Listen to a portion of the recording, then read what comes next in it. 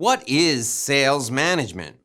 This is a question you asked me, and now that I sit back and think about it, it makes sense because different companies have different sales management styles. So I'm going to share with you my answer for the question, what is sales management, on this episode of the Inside BS Show. Hi, it's Dave Lorenzo. This is the show that takes you inside business strategy. We share all the insider business secrets with you. And today I'm answering a question that I received from you, a viewer. What is sales management? I'm going to give you the 6 things you need to know about sales management. There's 6 really important elements to sales management. I'm going to share each one of them with you one at a time. And then I'm going to offer you an opportunity to take advantage of my sales management system. I'm going to give it to you for free. You can have it. You can use it. I've used it for 30 years. It's helped me create a multi-million-dollar business as a sole practitioner. I also created a business where I personally carried a book of $20 million in annual revenue using this system. So what is sales management? Let's get right into the content now, and then I'll share my system with you later on in the video. Okay, the first thing for the answer to the question, what is sales management, is sales management, a team of people, sales managers create a distraction-free environment for the sales team. A typical ratio of managers to account executives when it comes to sales is probably about 10 or 12 to 1.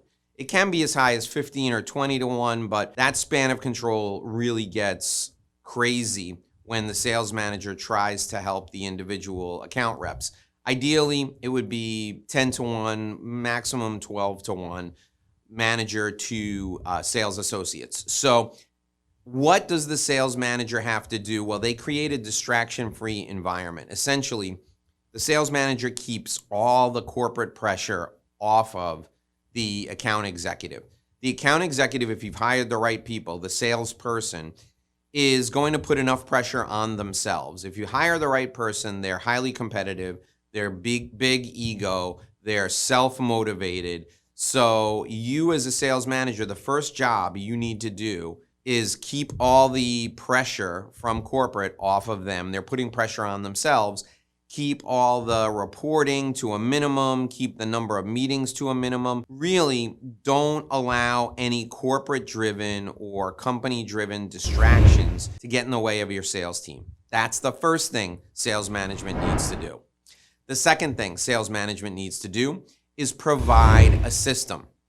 If you're in sales management, you can't just push your salespeople out there and say, hey, let's go. Good luck, go sell, here's your product or here's our service, go get them. No, even going a step beyond that and saying, okay, I'm gonna pair you with a rep who's currently one of our top reps and you learn from them, that doesn't do your sales team justice. So if you're in sales management, you've gotta provide a system for your sales team. Now, if you don't have a system or your company doesn't have a system, you can take mine. I'll let you steal mine. I built a huge business using this exact system. It's called my Revenue Roadmap, and you can get your Revenue Roadmap Guide by going to this website, revenueroadmapguide.com, revenueroadmapguide.com. You see a link down in the description of this video. Click on that link or go to revenueroadmapguide.com, enter your contact info, and you can download my system for sales management. And you can just give it to your account reps, have them fill in the questionnaire in the back, and they can customize this system for their style, for their strengths, and you can hold them accountable because you're all working off of the same system. It doesn't matter what industry you're in. I've used it in professional services. I've used it to sell private jets. We've used it to sell timeshares, country club memberships, all kinds of products and services over the years. RevenueRoadmapGuide.com. Get that system now. If you provide your sales team with a system, you can ask them. Each prospect falls along that spectrum of that system at some point. You can ask them where each prospect is. You can give them guidance to help them go to the next step in the system. It's a common language and a common framework. So the second thing you do as part of sales management is provide your account executives with a system. The third thing you're doing as part of sales management is you're constantly training and you're constantly coaching them. You can use my YouTube videos as a foundation. I know a lot of you sales managers out there, you watch these videos every day. I do brand new videos every day, sometimes 2 or 3 videos a day. You pick and choose the videos you want, and then you take my content and you deliver it as sales training for your team. That's okay. You have to constantly train and coach your sales team.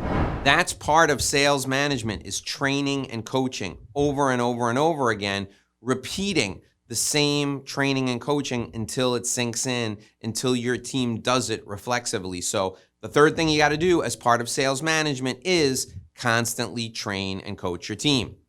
The fourth thing sales management must do is focus on outcomes. I know that there is a mandate from your corporate headquarters. You have to do certain reports, you have to have certain meetings, and your salespeople need to attend those meetings. They need to do the reports. Here's the thing. You can't take a report to the bank. You can't go to the grocery store and spend a report to buy a loaf of bread or a gallon of milk. The most important thing is deals that are closed and money that comes into the company. I want you to spend no more than 5% of your salespeople's time doing reports or going to meetings. 95% of their time or more should be spent focusing on bringing business in the door. Closing deals is the most important thing for your sales team. You have to have them focused on outcomes. If you focus them on outcomes, you're doing a great job as a sales manager. You will be the king or queen of sales management. The fifth thing you need to do as part of sales management is share best practices. Members of your team are geniuses. There are people who are part of your team who are doing a great job at selling. They have their approach, they have a script, they have a way of targeting their customers. Maybe they work the system that I gave you better than anybody else. You need to learn from the people on your team who are the best at what they do, and then you need to take that information and share it with everybody else. That's called best practice replication, and that is a huge part of what you do as a member of sales management. You need to take the best practices from everyone on your team and mix them all up and train everybody else on the best practices.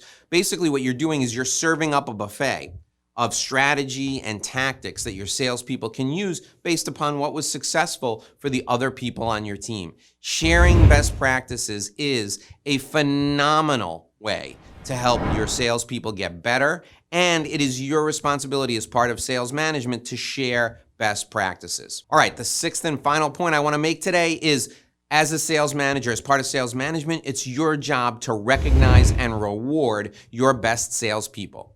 Your salespeople, if you've hired correctly, are highly motivated, they're ego-driven, and they're very competitive. So you need to recognize the best of the best on your team, create an award, create a trophy, create a cash prize, share it with everyone far and wide. Who's the king of the hill this month? Recognize them, reward them, and if you do, you will be the best sales manager on the planet. If you want more great videos just like this on sales management, be sure and scroll down, because there's another video popping up right now in our sales management series, and I want to see you in the next video.